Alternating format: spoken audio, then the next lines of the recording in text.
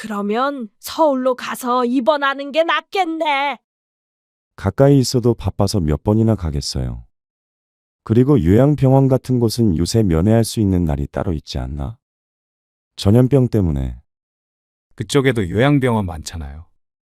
공기 좋고 조용해서 오히려 서울 사람들이 내려가죠. 그 말이 맞네요. 그리고 저도 바쁘고 형도 바쁜데 어머니가 이쪽에 오시면 솔직히 형수님이나 애엄마가 제일 부담스럽죠. 저도 미안하기도 하고. 대신 제가 자주 내려갈게요. 오늘 이야기 속 주인공은 70세 현문숙 씨입니다. 그리고 그녀의 아들들에 관한 이야기이죠. 현 씨는 아들 둘이면 노후는 걱정 없을 줄 알았습니다. 결혼하고 나서부터 계속 들은 말이었습니다. 부모 부양하고 제사 지내줄 아들이 있어야 된다. 아들 없으면 말년에 비참하다. 그래서 아들을 둘이나 낳은 현 씨는 어깨에 힘 좀 주며 살았죠. 그런데 이렇게 될 줄은 몰랐습니다. 부모를 부양하기는커녕 요양병원조차 근처로 가지 못하게 하는 아들과 며느리. 홀로 된 어머니란 아들에게도 며느리에게도 부담스러운 존재인 듯 했습니다. 현 씨는 후회했습니다. 아들 둘 낳았다고 좋아할 것이 아니라 딸을 못 낳은 것을 한탄했어야 했습니다. 하지만 젊었을 땐 몰랐죠. 자식에게 부양받을 나이가 되어서야 알게 되었습니다. 아들이 둘이라도 홀로 쓸쓸히 늙어갈 수도 있다는 사실을 말이죠. 그래서 현 씨는 뒤늦게마나 정신을 차렸습니다. 아들에게 기대지 않고 살아갈 수 있는 방법을 고심했습니다. 이미 내 자식이 아니라 며느리의 가족이 되어버린 아들 없이 살면 그만이었습니다. 현 씨의 시어머니는 대단히 무서운 분이었습니다. 젊은 시절에는 눈만 마주쳐도 오금이 저릴 정도였습니다. 시집온 첫날을 기억하고 있습니다. 못마땅하다는 듯이 쳐다보던 눈빛. 비실비실해서 아들을 못 낳을 것 같다며 혀를 차던 시어머니. 그리고 그 옆에는 큰동서가 고개를 숙이고 앉아 있었습니다. 우리 집안 대가 끊기게 생겼어. 여기는 딸만 둘이야. 아들 하나 없는 게 말이 되나. 새아가는 꼭 아들 낳아야 해. 시어머니의 말에 큰동서는 더욱 죄인이 된 듯한 표정이었습니다. 현 씨는 이상했습니다. 시아버지가 셋째 아들인 걸로 알고 있는데 무슨 대를 따지는 것인지 몰랐습니다.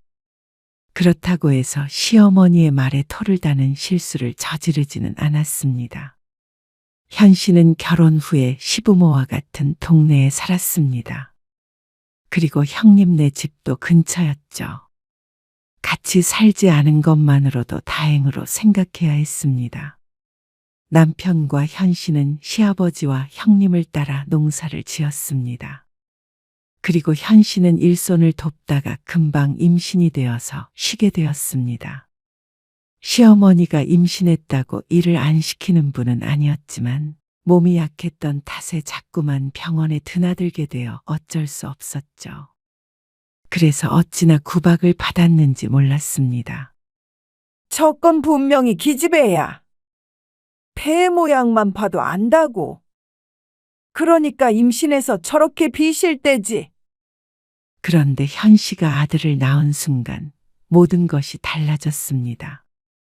내가 이럴 줄 알았지. 그래도 내가 말년에 복이 있어가지고 둘째 며느리 하나는 잘 얻었다. 시어머니는 현 씨를 무척 예뻐했습니다. 아니, 현 씨를 예뻐하기보다는 맏며느리에게 못되게 굴었죠. 너는 어떻게 된 게 제대로 하는 게 없냐? 네가 시집 온 지 도대체 몇 년이야? 어떻게 둘째보다도 음식을 못해? 명절에 모이기라도 하면 별것 아닌 일로 트집을 잡곤 했습니다. 그러면 현 씨가 오히려 민망해서 몸둘 바를 몰랐습니다. 그리고 현 씨가 둘째도 아들을 낳은 뒤로는 시어머니의 차별이 극에 달했습니다. 오죽 심했으면 형님네가 다른 지역으로 이사하는 것까지 고려했을까요? 그런데 먹고 사는 문제 때문에 어쩔 수 없이 붙어 있었습니다. 남몰래 눈물 훔치던 큰동서를 종종 봤던지라 현 씨는 자신이 괜히 더 미안했습니다. 현 씨와 큰동서가 다른 점이라고는 딱 하나였습니다. 딸만 둘 낳은 것과 아들만 둘 낳은 것. 어떻게 이렇게 됐는지는 모르겠지만 그것 때문에 현 씨는 둘째 며느리였지만 맏며느리 취급을 받았습니다. 시아버지가 세상을 떠난 뒤 시어머니는 밭의 절반을 현 씨의 남편 앞으로 주었습니다. 장남이면 뭐하냐? 대가 또 끊겼는데. 그러면서 물려받을 수 있는 아들을 낳은 차남을 더 챙겼습니다. 하지만 정작 집안에 큰일이 있을 땐 맏며느리만 줄기차게 부려먹으니 큰아들네는 반발할 수밖에 없었습니다. 그래서 큰형님네는 더 이상 농사를 짓지 않고 다른 일을 하겠다고 선언했습니다. 형님은 타지로 돈을 벌러 갔고 큰동서가 두 아이를 키우며 주말부부로 살았습니다. 경제적인 문제로 다 같이 떠나지 못하니 큰동서는 시어머니에게 더욱 미움을 받았죠. 자고로 아들이 있어야 나중에 늙어서 대접받는 거야. 지금 그리고 부모 죽으면 누가 제사 지어줘? 딸이? 어림도 없지. 그렇지만 현실하고 마냥 마음이 편한 것은 아니었습니다. 이 30대 어린 나이에 맏며느리 노릇을 한다는 게 쉽지가 않았습니다. 진짜 맏며느리가 따로 있는 상황에서 말이죠. 아들을 낳았다는 이유만으로 시댁에서 거는 기대가 컸기에 부담스럽기도 했습니다. 큰며느리보다는 현실을 예뻐하긴 했지만 시어머니는 늘 어려운 분이었습니다. 붙어있는 시간이 괴로웠습니다. 이러나 저러나 시집살이를 안 할 수는 없었죠. 저 미련한 것이. 내가 솥단지 그렇게 두지 말라고 했지. 아들 하나 못 낳은 게 말도 못 살아먹고 남의 집 장남 데려다가 대를 끊어놨으면 뭐 하나 잘하는 게 있어야 할 거 아니야. 하지만 시집살이라도 다 같은 시집살이는 아니었죠.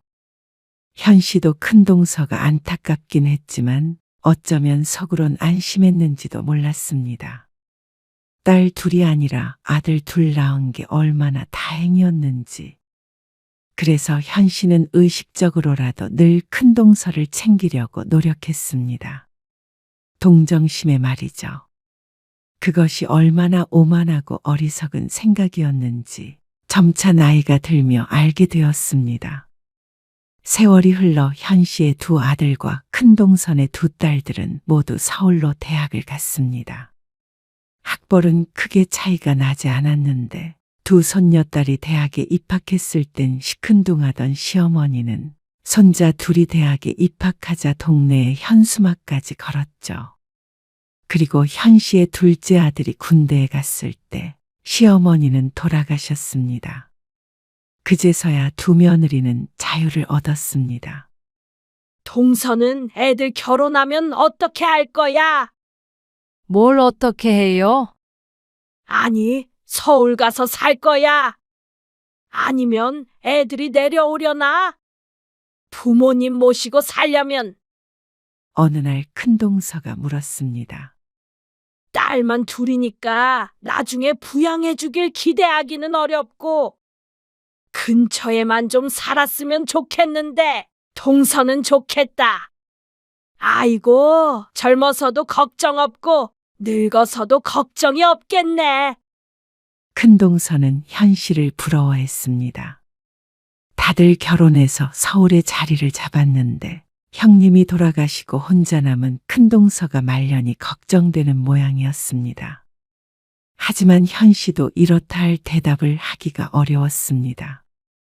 현 씨도 당연히 나이 들면 자식들이 챙겨줄 거라 생각하고 살아왔는데 막상 아들들이 결혼하고 나니까 생각과는 조금 달랐습니다. 어머니, 이번 아버지 생신에는 뵈러 못 갈 것 같아요. 아, 그래? 주말에 한번 내려와서 아버지 병문안도 가고 그러면 좋을 텐데.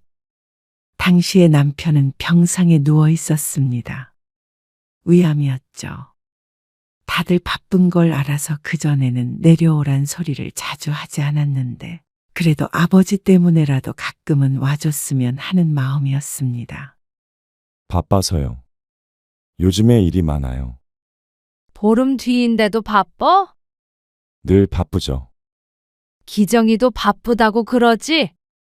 글쎄요. 연락 안 해봤는데. 어머니가 기정이한테 전화해 보세요. 그래. 알았다. 현 씨는 힘없이 전화를 끊었습니다. 작년 추석 때 보고 한 번도 보지 못했는데 벌써 석 달이 지났습니다. 그 말은 아들들이 아버지의 병문안을 온 것도 그 정도가 되어 간다는 소리였습니다. 당장 이번 주나 다음 주에 오라는 것도 아니고 아직 시간이 많이 남았는데도 무조건 바쁘다고 하는 큰아들이 야속했습니다. 기정아, 아, 어머니. 제가 조금 있다가 전화 드릴게요. 둘째 아들에게 전화를 걸어보았지만 이렇다 할 대화조차 나누지 못했습니다. 대부분 이런 식이었습니다. 둘째 아들이 사업을 시작한 후로는 더욱 바빠져서 명절 때도 못 내려올 때가 허다했습니다. 결혼 전에는 그래도 한 달에 한 번은 얼굴을 봤었습니다. 별일이 없어도 시간을 내서 아들들이 내려오곤 했는데 결혼을 하고 난 뒤로는 아무래도 며느리를 데리고 오는 게 부담스러운 것 같았습니다. 기다려도 작은 아들에게 다시 전화가 오는 일은 없었습니다. 현 씨는 한숨을 쉬었습니다. 그래서 망설이다가 작은 며느리에게 전화를 걸어보았습니다. 네. 어머님, 기정이가 바쁜 것 같아서 말이야. 이번에 아버지 생신에 내려올 수 있는지 좀 물어보려고. 아버지가 기정이 보고 싶어 하시더라고. 아, 생신이요. 며느리는 말끝을 느렸습니다. 그러더니 난감한 말투로 대꾸했습니다.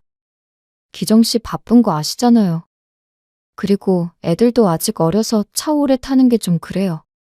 멀미 심해서 명절 때도 고생하는 거 아시죠? 차 타고 3시간 정도 걸리는 거리이기 때문에 힘든 심정은 잘 알고 있었습니다.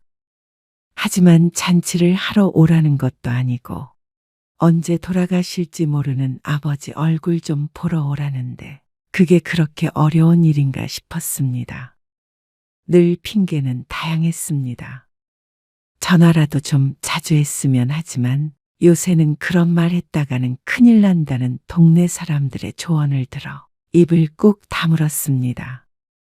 며느리와 전화를 끊고 현 씨는 답답한 마음에 동네 어귀에 있는 평상에 홀로 앉아 바람을 쐬고 있었습니다. 그런데 승용차 2대가 나란히 마을 입구로 들어왔습니다. 그런데 현 씨 앞에 서더니 차 유리창이 쭉 내려갔습니다. 작은 엄마, 조카가 큰 동서를 보러 내려온 모양이었습니다. 그러자 운전석에서 조카 사위도 내려서 꾸벅 인사를 했습니다. 그런데 뒷차는 또 작은 딸이었던 것인지 또 우르르 차에서 내렸습니다. 너희 둘이 같이 온 거야? 무슨 날인가? 혹시나 큰 동서의 생일인데 현 씨가 잊고 있었나 싶어 기억을 더듬었지만 큰 동서의 생일은 한여름이었습니다. 아니요. 무슨 날은 아닌데. 그냥 놀러 왔어요. 아이들도 차에 타고 있어 엄청 떠들썩했습니다. 저희 마당에서 고기 구워 먹을 건데. 이따가 놀러 오세요. 그래, 알았어. 얼른 가봐. 기다리시겠네? 그러자 조카들이 참 밝게도 웃었습니다. 제 엄마 보러 가는데 저렇게 즐거운가 싶어 신기했습니다. 현 씨는 들만 둘이라 저런 반응은 기대하기가 힘들었습니다. 늘 무뚝뚝했고 한 번씩 내려오면 며느리 눈치 보느라 바쁜 아들들. 당당하게 사위와 아이들을 데리고 아무 때나 내려오는 딸들이라니. 현 씨로서는 꿈 같은 일이었죠. 차는 다시 큰 동선의 집을 향해 출발했고 지나가던 동네 사람이 한마디 했습니다. 요즘 보면 딸이 최고인 것 같아. 자기 엄마 혼자 산다고 저렇게 챙기니. 그리고 사위도 잘 봤지. 딸 있으시잖아요. 그러니까 최고라는 거지. 우리 아들은 생전 전화도 안 하는데 딸은 그래도 사나흘에 한 번씩은 꼬박꼬박 전화해. 그렇죠. 그니까 딸 하나 더 낳지 그랬어. 딸은 평생 효도하지만 아들은 결혼하면 남의 자식 되더라고. 아들만 최고하던 시절은 지났지. 그러면서 혀를 차는 어르신 때문에 씁쓸한 기분이 들었습니다. 현 씨의 아들들이 잘 내려오지 않는다는 걸 뻔히 알고 있기에 할 수 있는 말이었습니다. 큰 동서의 딸들은 명절 때나 생일, 제사에는 당연히 오는 것이었고 아무리 못해도 한 달에 한 번씩은 오는 것 같았습니다. 거리를 생각한다면 대단한 것이었죠. 현 씨는 자연스럽게 아들들을 떠올렸습니다. 그러자 한숨이 났습니다. 현 씨에게 아들들은 내내 영광이었지만 그것도 한때였습니다. 시어머니가 돌아가시니 아들 둘 있다고 지켜 세워줄 사람도 없었고 그게 대단한 일이 아니라는 건 진작부터 몸소 깨닫고 있었죠. 반년쯤 뒤 현 씨는 남편을 떠나보냈습니다. 그리고 남편이 병원에서 눈을 감기 전 아들 둘은 설에 한두 번씩 내려왔을 뿐이었습니다. 그렇게 기다렸는데 결국 남편은 아들 얼굴 몇 번 보지도 못하고 눈을 감았죠. 그래도 아픈 남편이라도 살아있는 게 좋았습니다. 남편이 떠나고 나니 그나마 있던 책임감마저 사라진 모양인지 아들들은 전화마저 뜸해졌습니다. 어느 날 현 씨가 읍내에 장을 보러 나갔는데 큰 동서를 마주쳤습니다. 형님, 어디 가세요? 동서. 장 보러 나왔어? 둘 다 남편을 떠나보내고 작은 동네에 같이 사니까 이전보다도 더 친밀해진 느낌이었습니다. 큰 동서는 웬 보따리 같은 가방을 들고 있었습니다. 나 터미널 가는 길. 어디 가세요? 나는 애들이 하도 놀러 오라고 성화라서 나중에 하다가 모처럼 큰맘 먹었네. 아, 지연이한테 가세요? 좋으시겠네요. 맛있는 거 많이 얻어먹고 오세요. 무슨 바닷가에 펜션도 놀러 가고 그러자네. 재밌게 놀다 오세요. 큰 동서는 한박웃음을 지으며 현 씨에게 손을 흔들었습니다. 현 씨는 장을 보면서도 그리고 집에 돌아오면서도 가슴 한구석이 휑하니 빈 것 같은 기분이었습니다. 집으로 돌아오는 길이 유난히 멀게 느껴졌습니다. 두 딸들이 자주 내려오기도 하고 이렇게 종종 엄마 보고 올라오라고 하기도 했습니다. 그런데 현 씨의 아들은 어떨까요? 문득 혼자 있는 집이 쓸쓸하게 느껴졌습니다. 북적북적하던 동네도 하나둘씩 떠나니 언제부턴가 한산해졌습니다. 젊은 사람들은 더 이상 들어오지 않고 나이 든 사람들은 죽거나 자식들 따라 이사를 가버리니 말이죠. 현 씨는 거실에 앉아 텔레비전을 보다가 휴대폰을 들었습니다. 그리고 큰아들에게 전화를 걸었습니다. 기우가, 엄마야. 아, 어머니. 어쩐 일이세요? 아들이 보고 싶어 전화를 걸었는데 선뜻 말이 나오지 않았습니다. 나도 너희 집에 가고 싶다고 말을 하면 되는데 어째서인지 입이 떨어지지 않았죠. 저 바쁜데. 용건 없으세요? 그러자 아들이 짜증스러운 기색을 보이며 다그쳤습니다. 오늘 큰엄마 서울 올라가더라. 아, 그래요? 아들의 반응은 시큰둥했습니다. 생각해보니까 나도 서울에 가본 지 엄청 오래됐더라고. 엄마도 언제 한번 놀러 갈까? 그러자 아들이 잠시 대답이 없었습니다. 그제서야 현 씨가 어떤 용건으로 전화를 건지 눈치를 챈 것 같았습니다. 아들이 조용하자 현 씨는 말을 잘못 꺼냈구나 싶었습니다. 아니, 애들도 보고 싶고 그냥 해본 소리야. 명절에 내려가잖아요. 그때 보면 되죠. 그 말은 서울에 오지 말라는 소리였습니다. 외로워서 그러세요. 외롭지 않다고 하면 거짓말이었습니다. 현 씨는 쓸쓸했습니다. 자식이 둘인데 없다고 해도 믿을 정도로 얼굴 보는 일이 뜸하니까 당연했습니다. 너무 멀리 살아서 그런 것 같았죠. 어머니, 애엄마 예민해서 집에서 주무시고 가시면 제대로 잠도 못 자요. 일해야 하는데 괜한 스트레스 주고 싶지 않아요. 저도 출근해야 하고요. 기정이한테 한번 전화해 보세요. 큰아들은 또다시 동생에게 순서를 넘겼습니다. 그런데 둘째 아들에게도 전화를 하나만 하였습니다. 결과는 비슷할 테니 말이죠.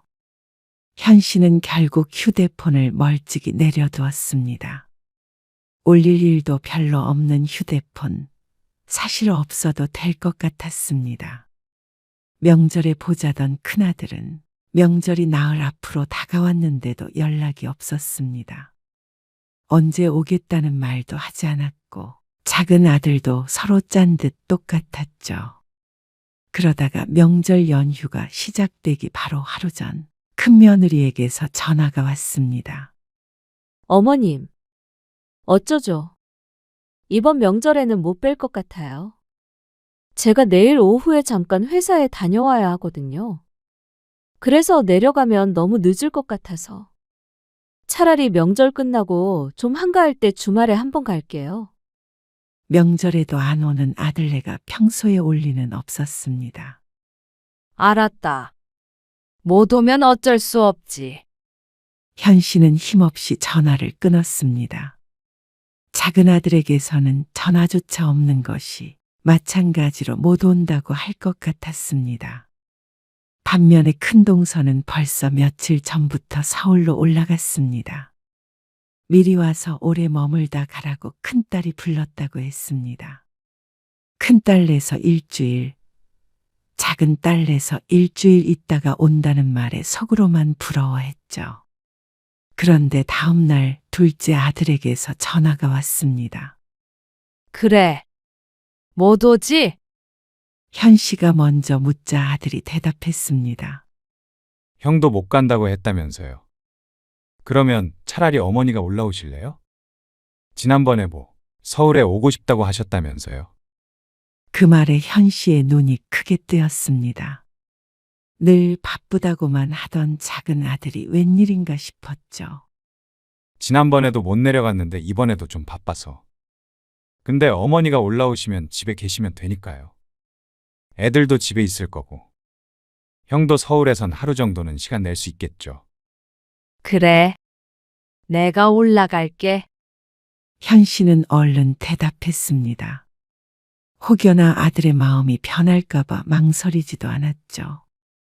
어머님, 오셨어요. 현 씨가 작은 아들네 집에 도착하자 며느리가 문을 열어주었습니다. 아들네 집에 온 것은 몇 년 만인지 몰랐습니다. 아들이 결혼한 지 10년 정도 되었는데 한두 번 와본 것이 전부였죠. 현 씨는 거실로 들어가 어색하게 소파에 엉덩이를 붙이고 있었습니다. 아들네 집에 온 것인데 왜 이렇게 남의 집에 온 불청객이 된 느낌인지 몰랐습니다. 손주들도 오랜만에 보는 할머니가 어색한지 며느리 등 뒤에 숨어 있었습니다. 저녁 드셔야죠. 기정 씨는 조금 늦는데요. 그러면 오면 같이 먹자. 저는 애들이랑 먼저 먹어야 되는데 괜찮으세요? 그래. 그렇게 해. 며느리는 부엌에서 아이들과 도란도란 얘기를 나누며 밥을 먹었고 현 씨는 소파에 앉아서 두리번거렸습니다. 텔레비전에선 아이들이 좋아하는 만화 같은 것이 나오고 있었는데 리모컨이 어디 있는지 몰라 그냥 뭔지 알지도 못하는 만화를 1시간 가까이 봤습니다. 며느리는 바빠 보였습니다. 아이들 밥을 먹이고 씻기고 계속해서 바쁘게 무언가를 했습니다. 네가 고생이 많다. 고생은 기정 씨가 하죠. 그래도 아들이 사업으로 돈을 잘 벌어 며느리까지 일을 하지 않아도 되는 건 다행인 듯 했습니다. 그러지 않았으면 며느리가 고생이 많았을 테니 말이죠. 옛날 현 씨가 살던 집이나 살림살이를 생각하면 아들네는 굉장히 풍족하게 지냈습니다. 큰아들도 마찬가지였습니다. 부모는 시골에서 농사 지으면서 살아 큰 부자는 못 되었는데 그래도 자식 농사는 잘 지었는지 다들 잘 돼서 다행이었죠. 현 씨는 아들이 돌아오길 기다렸습니다. 딱히 할 일은 없었고 말을 거는 사람도 없었지만 그래도 입가엔 미소가 번졌습니다. 그러다 아들이 퇴근해서 집에 왔습니다. 아이고, 기정이 왔어? 현 씨가 벌떡 일어나 아들에게 반갑게 인사를 했습니다. 그러자 아들이 넥타이를 끌으며 무심히 대꾸했습니다. 오셨어요. 그러면서 옷을 갈아입고 나오겠다며 방으로 쏙 들어가 버렸습니다. 현 씨는 엉거주춤 다시 소파에 앉았습니다. 잘 지냈냐? 올라오는 길은 힘들지 않았냐? 식사는 했냐? 그런 것들을 먼저 물어볼 줄 알았습니다. 먼 거리를 버스를 타고 올라왔는데도 누구도 그다지 관심이 없어 보였습니다. 아들은 아주 씻고 나왔는지 한참 걸렸습니다. 그 사이에 며느리는 식사 준비를 했습니다. 내일은 저희 둘 다 잠깐 나갔다 올 거예요. 애들이랑 계세요. 어디 가는데? 일 때문에요. 그래, 알았다. 그리고 내일 밤에 형한테 가시면 돼요. 전화해놨어요. 바쁘다던데. 그래도 하루 재워줄 순 있겠죠. 그러고는 며느리와 아들이 아이들에 대해서 대화를 나누었습니다. 현 씨는 손주들 소식은 잘 알지 못해서 대화에 끼지 못하고 고개만 끄덕이며 듣기만 했습니다. 어쩐지 이방인이 된 것 같았습니다. 큰동서도 이런 기분을 느끼는 것일까 잠시 떠올렸습니다. 하지만 이내 고개를 저었습니다. 그랬다면 그렇게 기쁜 얼굴로 가지 않았을 것 같았습니다. 조카들도 제 엄마 챙기기로는 아주 유명했고 말이죠. 현 씨는 밥을 먹으며 씁쓸하게 웃었습니다. 괜히 온 것만 같았습니다. 오라고 난리를 치는 자식에게도 눈치가 보일 텐데 현 씨의 방문을 애초에 반기지 않았던 자식들이기에 더욱 눈치가 보였습니다. 며느리도 불편해하는 게 눈에 보였고 말이죠. 현 씨는 얼른 식사를 마치고 작은 방으로 들어갔습니다. 둘째 손주의 방이었습니다.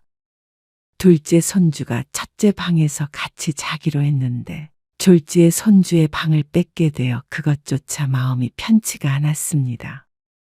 다음 날 아침을 먹고 아들과 며느리는 집을 비웠습니다. 현 씨는 집에서 아이들을 보고 있었는데 사실 하나는 초등학생이고 하나는 7살이라 현 씨가 놀아줄 것도 없었습니다. 각자 휴대폰도 있어서 게임하고 영상을 보며 바빠 보였습니다. 현 씨는 거실에 앉아서 텔레비전을 봤습니다. 아들네를 보니까 반갑기는 하지만 이럴 거면 차라리 집에서 편하게 쉴 걸 하는 생각이 들기도 했습니다. 내 자식인데 왜 이렇게 불편해진지 모를 일이었습니다.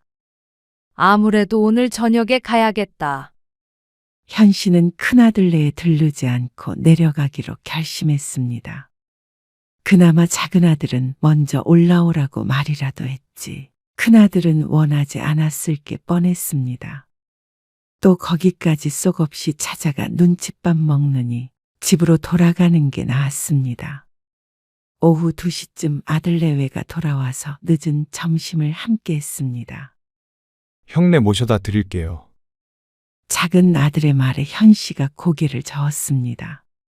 아니야. 나는 이만 내려가 보려고. 왜요? 형한테 저녁에 간다고 말해놨는데 생각해보니까 가스불도 켜고 온 것 같고, 창문도 열어놓은 것 같아. 그러자 작은 아들이 황당해했습니다. 뭐라고 둘러댈지 몇 시간 동안 생각했는데 입 밖으로 나온 말들이 고작 가스와 창문이었습니다. 며느리의 표정에 얼굴이 화끈거리는 것 같았습니다. 하지만 작은 아들은 더는 묻지 않았습니다. 그저 터미널에 데려다 주겠다고만 했죠. 그리고 큰아들과 통화를 하는 듯 했습니다. 형. 그래, 알았어. 내가 터미널에 모셔다 드릴게. 큰아들에게서 따로 전화는 오지 않았습니다. 그것마저도 섭섭하다면 늙은 엄마의 주책일지도 몰랐습니다. 그리고 잠시 뒤, 현 씨는 혼자 덩그러니 터미널에 앉아 있었습니다. 아들이 데려다 주고 간 뒤에도 표를 끊지 않고 앉아서 생각에 잠겨 있었습니다. 모처럼 서울에 왔지만 아들의 얼굴을 본 건 밥 먹을 때뿐인 것 같았습니다. 다 합쳐도 서너 시간이 될까 말까였죠. 그나마 큰아들은 보지도 못했습니다. 현 씨가 내려가겠다고 한 것이었지만 서글프긴 했습니다. 큰아들네 집에 갔더라도 그건 크게 달라지지 않을 것 같았습니다. 그냥 내려가기로 한 건 잘한 일이다 생각하긴 했지만 마음 한구석엔 비가 내렸죠. 더 늦기 전에 버스를 타야겠다 싶어서 자리에서 일어났는데 그때 현 씨의 휴대폰이 울렸습니다. 혹시나 큰아들일까 싶어서 확인해 보았더니 의외의 인물이었습니다. 네, 형님. 어쩐 일이세요? 큰동서였습니다. 동서 지금 서울이야. 서울로 오기 전에 큰동서와 통화를 했었는데 지나가는 말로 서울에서 볼 수 있으면 보자고 했었습니다.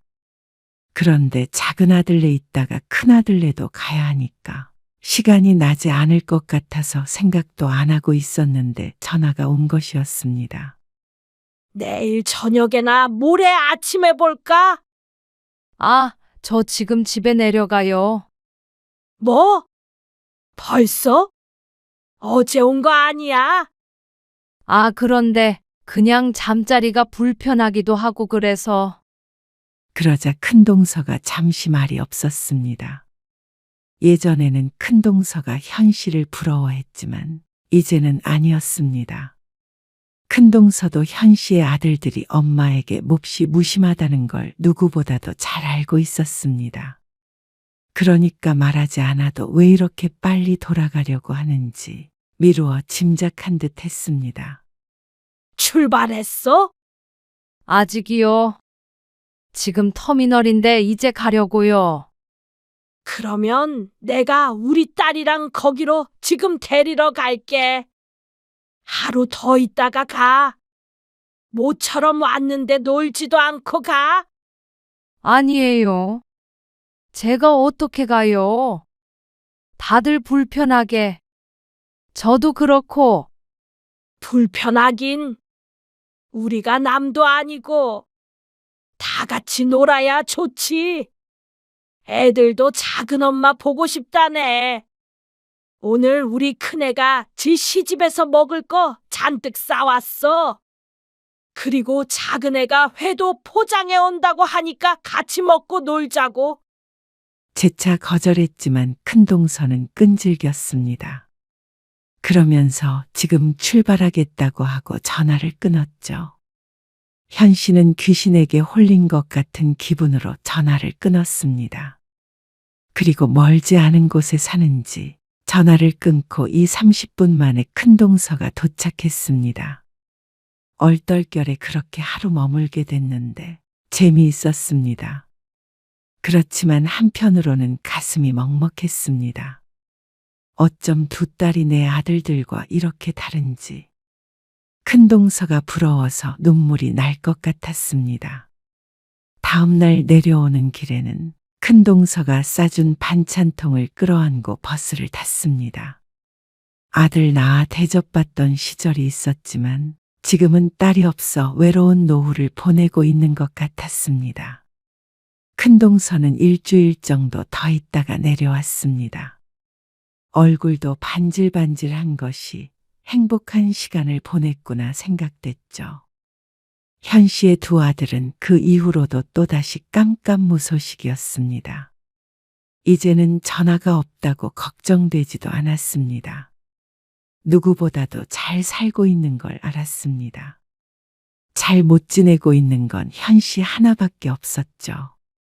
그리고 다음 해, 현 씨는 허리 수술을 받았습니다. 원래도 좋지 않았던 허리였는데 밭에 가는 길에 도랑에 빠져 허리를 크게 다쳤죠. 수술은 인근 도시에 있는 큰 병원에서 했는데 그때 두 아들이 내려왔습니다. 현 씨는 통증에 몸부림치면서도 이렇게 아들 얼굴 보니 좋다는 생각을 했습니다. 그런데 문제는 그 후였습니다. 다친 게 하필이면 허리라 퇴원 후에도 한동안 요양이 필요했습니다. 그래서 요양병원 얘기가 나오게 됐습니다. 지속적인 치료도 필요할 텐데 집에서 돌봐줄 가족도 없기 때문에 요양병원에 입원하는 것이 불가피해 보였죠. 그러면 서울로 가서 입원하는 게 낫겠네. 퇴원 전 병문안 온 큰동서가 말했습니다. 현 씨도 내심 그렇게 되지 않을까 생각했습니다. 아니, 그러길 바랐습니다. 그래야 보호자가 가까이 있으니 말이죠. 그런데 그게 생각처럼 쉬운 문제가 아니었습니다. 가까이 있어도 바빠서 몇 번이나 가겠어요. 그리고 요양병원 같은 곳은 요새 면회할 수 있는 날이 따로 있지 않나? 전염병 때문에. 큰아들은 그러면서 굳이 서울에 있는 요양병원에 입원할 필요는 없을 것 같다고 했습니다. 그쪽에도 요양병원 많잖아요. 공기 좋고 조용해서 오히려 서울 사람들이 내려가죠. 그 말이 맞네요. 작은 아들도 큰아들의 말에 맞장구 쳤습니다. 그리고 저도 바쁘고 형도 바쁜데 어머니가 이쪽에 오시면 솔직히 형수님이나 애엄마가 제일 부담스럽죠. 저도 미안하기도 하고. 대신 제가 자주 내려갈게요. 큰 수술을 한 엄마보다 자신들 바쁜 것이 먼저고 배우자가 먼저인 듯 했습니다. 현 씨는 가슴이 답답했습니다. 아무리 먹고 살기 바쁘고 결혼하면 남이라지만 이건 너무한 것 같았습니다. 쌓였던 서운함이 곧 넘칠 듯 목구멍 근처에서 넘실거렸습니다. 너희 그러면 안 되는 거야. 모시고 가서 돌보지는 못할 망정. 오히려 큰동서가 현 씨의 아들들을 나무랐습니다. 너희 엄마가 너희를 어떻게 키웠는데. 현 씨는 분명히 알 것 같았습니다. 만약 큰동서가 아프다면 두 딸들이 당연히 데리고 가겠죠. 현 씨는 결국 집에서 30분 거리에 있는 요양병원에 입원하게 됐습니다. 당연한 말이겠지만 자주 온다던 아들은 약속을 어겼습니다. 아니, 애초에 지킬 거라고 생각도 안 했습니다. 현 씨도 바보가 아닌 이상 자식들에게 자신은 우선순위에 없다는 걸 인정해야 했죠. 현 씨는 요양병원에 3개월 정도 입원해서 재활치료를 받았습니다. 나이가 있어 회복이 느리니 남들보다 더뎠습니다. 그리고 퇴원한 지 한 달이 채 안 됐을 때 큰동서가 찾아왔습니다. 동서, 나 이사가. 현 씨는 눈을 크게 떴습니다. 이사요? 어디로 가는데요? 애들이 서울로 오라고 몇 년 전부터 그랬거든. 근데 평생 여기 살았고 동서도 있고 해서 안 가겠다고 그랬었지. 근데 나도 요새 건강도 별로 안 좋고 그래서 아무래도 자식 곁으로 가는 게 맞는 것 같아서 말이야. 큰애 집 근처에 아파트 구해놨다고 해서 다음 주에 가. 어쩐지 마음이 이상했습니다. 마을에 살던 많은 사람들도 이렇게 떠나곤 했는데 큰 동서까지 간다고 하니까 혼자 남겨지는 기분이 들었습니다. 큰 동서가 예전에 나이 들면 서울에 살 거냐 아니면 아들이 내려올 거냐 물어본 적이 있었습니다. 그런데 이렇게 서로의 입장이 바뀌게 될 줄은 몰랐습니다. 동서가 걱정돼서 발이 안 떨어지네. 그렇게 젊은 시절부터 비교당하면서 시집살이를 했으면 현실을 미워할 만도 한데 큰 동서는 그러지 않았습니다. 밭은 이장님이 싸게 사기로 했어. 그래서 생각보다 빨리 가게 된 거야. 동서한테 늘 고마워.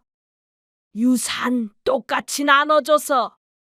시어머니가 돌아가시고 반씩 유산을 받았는데 당시에 현 씨의 남편이 시어머니의 유산을 대부분 형님에게 주었습니다. 먼저 받은 밭 절반이 있었으니 말이죠. 남편도 그게 맞다고 생각했고 그래서 현 씨도 지금까지 큰 동서와도 좋은 관계를 유지할 수 있었던 것이었죠. 저는 괜찮아요. 가서 자식들 곁에서 행복하게 지내세요. 현 씨는 애써 웃었습니다. 좋은 마음으로 축하해줘야 하는데 자신의 처지를 생각하면 착잡한 마음이 더 컸습니다. 그리고 그로부터 일주일 뒤 큰 동서는 살던 집을 비우고 떠났습니다. 아들에게 전화해서 그 이야기를 했는데 그러냐고 한마디 뿐이었습니다. 엄마도 올라오세요. 하길 바란 것은 아니었지만 그래도 마음이 좋지는 않았습니다. 매번 똑같은 감정을 느끼면서도 똑같이 아들에게 기대하는 현 씨가 바보였죠. 현 씨는 여전히 허리가 좋지 않았습니다. 물론 이제 일상생활에 지장이 있을 정도는 아니었지만 전처럼 밭일을 하지는 못했습니다. 그리고 그걸 아는 작은 아들이 어느 날 전화해서 말했습니다. 어머니 앞으로 된 말 있잖아요. 남편이 상속받았던 땅들을 진작에 현 씨 앞으로 돌려놓았었는데 어쩌면 그게 천운이었는지도 몰랐습니다. 왜 그 밭이? 관리도 힘들고 괜한 세금만 내고 있잖아요. 이참에 얼마가 됐든 팔아버리는 게 어떨까 해서요. 갑자기 왜? 그러자 작은 아들이 잠시 머뭇거리다 말했습니다. 제가 이번에 사업 확장하려고 하는데 자금이 좀 필요해서요. 어쩐 일로 전화를 다 했나 싶었는데 결국 돈 때문이었습니다. 현 씨가 가진 거라고는 그것과 시골집 하나뿐인데 땅을 팔아서 자신을 달라고 하면 현 씨는 말년에 뭘로 살라는 말인가 싶었습니다. 이제는 농사도 짓지 못하는데 말이죠. 판다고 얼른 팔리는 것도 아니고. 아직 팔 생각 없어. 현 씨의 대답에 아들은 크게 실망했습니다. 그런데 끝까지 일단 부동산에 내놓기라도 해보라며 설득하려고 했습니다. 예전 같았으면 작은 아들에게 도움을 주고 싶어 일부라도 팔아서 줬을 것 같았습니다. 어차피 나 죽으면 두 아들에게 갈 돈이었으니 말이죠. 그런데 현 씨도 이제 와서는 생각이 많아졌습니다. 과연 그런다고 두 아들이 현 씨의 마음을 알기나 할까? 그 돈마저 없어서 정말 빈털터리가 된다면 자식들이 내 노후를 책임져 줄까? 현 씨는 그 정답을 알고 있었습니다. 그런데 며칠 뒤 큰아들에게서도 전화가 왔습니다. 기정이가 그 땅 팔자고 했죠? 설마 팔아서 몽땅 기정이 사업자금으로 줘버리실 생각은 아니죠? 그 땅 안 판다고 했어. 아니, 파는 것까지는 저도 찬성이에요.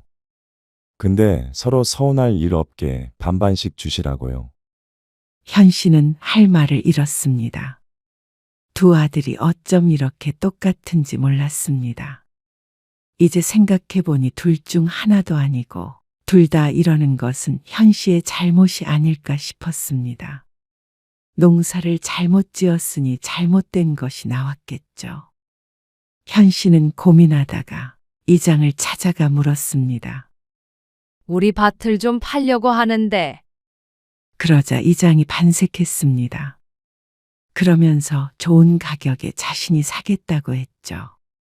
현 씨는 며칠 밤을 뜬 눈으로 지새웠습니다. 그리고 얼마 뒤에 밭을 전부 처분해 버렸습니다. 생각보다 큰 금액이었습니다. 현 씨는 전액을 자신의 통장에 나눠서 넣었습니다. 생활비와 병원비 등을 구분하기 위함이었습니다. 아들들에게는 연락하지 않았습니다. 그런데 보름쯤 지나자 작은 아들이 전화를 다시 해왔습니다. 밭 어떻게 하기로 했어요? 부동산에 연락해 보셨어요? 팔았어. 네? 정말요? 언제요? 얼마에 팔았어요? 흥분한 목소리였습니다. 현 씨는 담담하게 대답했습니다. 노후에 쓸 만큼은 받았어. 노후에요? 작은 아들은 잘못 들었다는 듯이 되물었습니다. 내 나이 70인데 앞으로 10년을 더 살지 20년을 더 살지 모르잖냐. 이 돈이 있어야 생활을 하겠지. 아니, 그건 제가 사업 확장도 하고 좀 더 잘 되면 다 해결될 문제잖아요. 그럼 네가 나를 부양할래? 데리고 살기라도 할 거야? 그러자 말문이 막힌 듯 어버버했습니다. 혼자 남은 부모 부담스럽겠지. 그러니까 나도 너희한테 부담 안 주고 살려고 결정한 거야. 그러니까 이 돈은 기욱이한테도 안 주고 너한테도 안 줘. 어머니, 너도 돈 몇 푼 더 받고 부모에 대한 책임감 갖느니 내가 내 앞가림 하는 게 더 좋잖니? 아들은 돈을 못 받게 된 것에 기분이 상한 것 같았지만 끝내 아무 말도 하지 못했습니다. 어쩌면 현 씨의 말이 맞을지도 모른다는 생각을 하고 있을 것 같았습니다. 돈 받고 발목 잡히느니 조용히 어머니 혼자 지내도록 하는 게 탈이 없을 거라고 말이죠. 말년에 병들고 돈 없어 자식들에게 손 벌리면 양쪽에게 모두 비극이었습니다. 현 씨도 그런 비참한 삶은 살고 싶지 않았습니다. 큰 동서처럼 자식들 곁에서 알콩달콩 사는 것까지는 바라지도 않았습니다.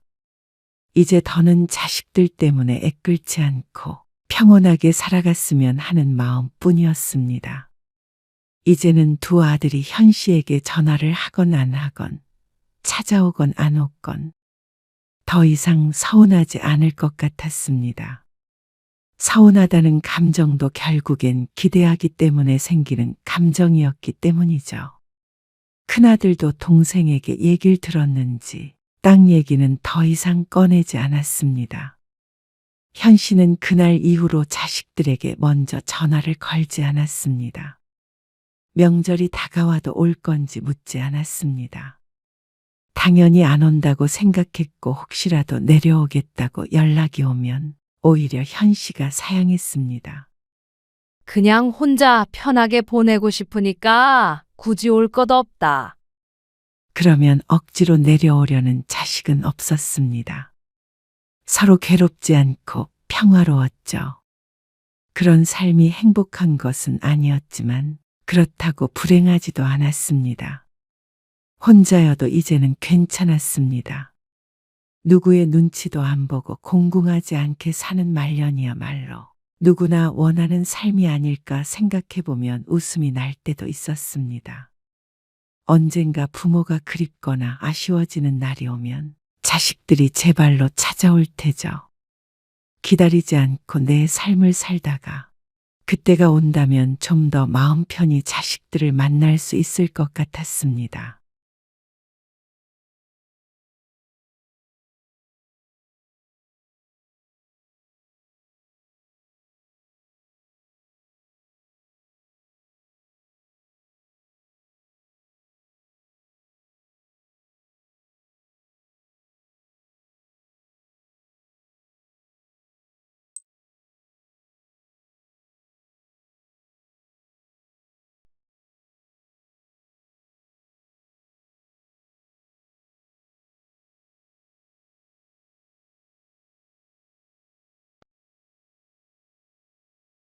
넌 평생 그렇게 살 거야? 평생 노처녀로 늙어 죽을 거야? 내가 노처녀 된 게 내 탓이야? 그럼 엄마 탓이야? 언제까지 엄마 탓만 하고 살 거야? 내 인생 누가 망쳤는데? 엄마가 다 망쳤잖아. 엄마 탓 좀 그만해라. 지금이라도 정신 차리고 살아. 엄마 죽으면 너 무슨 돈으로 살래? 일 안 해? 어디라도 써주는 데 있으면 들어가라고. 나는 그냥 이렇게 살 거야. 엄마 피 빨아먹고 살다가 나중에 엄마 죽으면 유산 받으면 돼. 이 집에서 살고 통장에 있는 돈 쓰면서 살면 되잖아. 오늘 이야기 속 주인공은 69세 양영심 씨입니다. 그리고 그녀의 딸에 관한 이야기이죠. 양 씨는 딸만 생각하면 한숨부터 나왔습니다. 아니, 숨이 막혀서 주먹으로 가슴에 멍이 들 때까지 쳐도 부족했습니다. 그렇게 잘났던 내 딸이 뭐가 부족해서 시집도 못 가고 부모 집에 얹혀 사나 싶으니 밥을 먹어도 먹은 것 같지 않고 인생이 재미가 하나도 없었습니다. 이 나이쯤 되면 손주 봐주면서 한가롭게 살 줄 알았는데 아직도 딸을 키우고 살 줄은 꿈에도 몰랐습니다. 그것도 나이 40이 넘은 노처녀 딸을 말이죠. 그러면서 자신이 노처녀가 된 것은 모두 양 씨의 탓이라고 했습니다. 그렇게 많은 기회가 있었는데 본인이 걷어차버렸으면서 모든 불행은 엄마 탓으로 돌렸습니다. 그러고는 평생을 이렇게 부모에게 빌부터 피 빨아먹으며 살겠다는 딸. 별다른 일 안 하고 살다가 양 씨가 죽으면 유산으로 살겠다는 딸. 그 말만 떠오르면 가슴에 한이 맺혔습니다. 내 배로 낳은 자식이지만 꼴도 보기 싫었습니다. 내가 끼고 사는 게 결코 딸을 위한 길이 아닌 것 같았습니다. 늦었지만 지금이라도 결단을 내려야 했죠. 양 씨는 딸이 하나 있었습니다. 지금 생각해보면 딸 하나만 낳은 게 너무도 후회됐습니다. 아들 하나 더 낳자던 남편의 말을 들었더라면 밤만 서글펐을까요? 양 씨의 딸은 좋은 대학을 나와서 좋은 직장에 취직했습니다. 양 씨 부부의 아낌없는 지원을 받으며 컸으니 어쩌면 당연한 수순이었습니다. 남편은 딸이 취직한 지 얼마 안 돼서 세상을 떠났습니다. 마른 하늘의 날벼락이었지만 그래도 남기고 간 것들이 적지 않아 경제적인 어려움은 없었습니다. 딸 하나만 시집 보내면 해야 할 일은 끝이 나니까 혼자서 어떻게든 살아갈 수 있을 것이었습니다. 물론 잘난 딸 덕도 보면 좋았고 말이죠. 하지만 모든 것은 10여 년 전에 어그러졌습니다. 아니, 어쩌면 그보다 더 전부터 말이죠. 엄마, 내 남자친구 한번 안 만나볼래? 남자친구? 전에 말했던 그 애? 맞아. 이동원. 같은 학교를 다니던 친구와 만나고 있다는 이야긴 몇 번 듣긴 했었습니다. 만난 지 몇 년 됐다던가요. 사진도 한 번 본 적이 있는데 훤칠하고 잘생긴 청년이었습니다. 아니, 뭐하러? 엄마 바빠. 그래도 주말에 한 번 보면 좋지 않아? 안 궁금해? 결혼할 것도 아닌데 봐서 뭐해? 혹시 모르지 뭐. 뭐? 네 나이가 몇인데? 당시 딸의 나이가 26이었는지 7이었는지 양 씨는 가볍게 대답하고 말았습니다. 하고 싶은 말을 다 했다가는 괜히 반발심이 생길까 봐서였죠. 만나보지 않은 이유는 간단했습니다. 그 남자애가 그다지 마음에 들지 않았습니다. 같은 학교를 나왔어도 군대에 다녀와 졸업 후에 아직 취업을 못했다고 들은 것 같았습니다. 그러니까 아직은 소개받는 것은 이르다고 생각했습니다. 헤어진다면 무의미한 시간시 될 테니까 말이죠. 그런데 딸은 그 이후로도 오랫동안 그 청년을 만났습니다. 그래서 양 씨와도 몇 번 자리를 마련하려고 노력했습니다. 하지만 시간이 지나면 지날수록 그 청년에 대해서 알게 되면 알게 될수록 양 씨의 마음의 문은 오히려 꽉 닫혔습니다. 그러다가 딸이 31살일 때 10년 정도 전이었죠. 엄마, 나 동원이랑 결혼하고 싶어. 그 말에 양 씨는 심장이 철렁했습니다. 30이 넘어도 아무 말 없길래 결혼까지는 안 가려나 생각했습니다. 결혼을 해도 진작에 하지 않았을까 싶어서 애써 묻지 않고 잠자코 있었습니다. 그런데 기어이 결혼을 할 모양이었습니다. 양 씨가 대답을 하지 않고 있자 딸이 다시 한번 말했습니다. 엄마, 나 결혼한다니까 동원이 한번 만나봐요. 그땐 이미 딸도 알고 있었습니다. 양 씨가 자신의 남자친구를 안 좋아한다는 사실을 말이죠. 그래서 최근 2, 3년은 소개시켜주겠단 말도 없었습니다. 그 애랑은 연애만 해. 연애만. 엄마, 나도 이제 결혼할 나이인데 무슨 연애만 해. 그리고 연애는 실컷 했어. 우리 7년 만났어요. 머리가 아팠습니다. 오래 만난다고 다 결혼하는 줄 아니? 연애랑 결혼은 다른 거야. 미정아, 엄마가 봤을 때 걔는 아니야. 양 씨의 말에 딸의 표정이 어두워졌습니다. 엄마는 동원이 만나본 적도 없는데 아닌지 맞는지 어떻게 알아? 왜 몰라? 너보다 인생을 훨씬 더 살았는데 얘기만 들어도 알아. 엄마, 미정아, 엄마 말 들어. 네가 너무 아까워. 내 딸이라서 하는 소리가 아니라. 엄마, 내가 뭐가 더 아까운데. 동원이도 충분히 잘났어. 남들은 양 씨의 괜한 욕심이라고 생각할지도 몰랐습니다. 딸과 같은 좋은 대학에 나왔고 직장에도 다니는데 뭐가 문제인가 싶을 수도 있었죠. 그런데 양 씨도 이유 없이 반대하는 건 아니었습니다. 그의 엄마 많이 아프다며. 그러자 딸이 입을 다물었습니다. 어디가 많이 안 좋아서 일도 못하고 집에서 요양을 하고 있다는 소리를 들었습니다. 그런데 그냥 단순히 팔다리가 아픈 게 아니라 평생 치료가 필요한 병이라고 했습니다. 그리고 그거 하나면 또 고민이라도 해보겠는데 아버지에게도 문제가 있었습니다.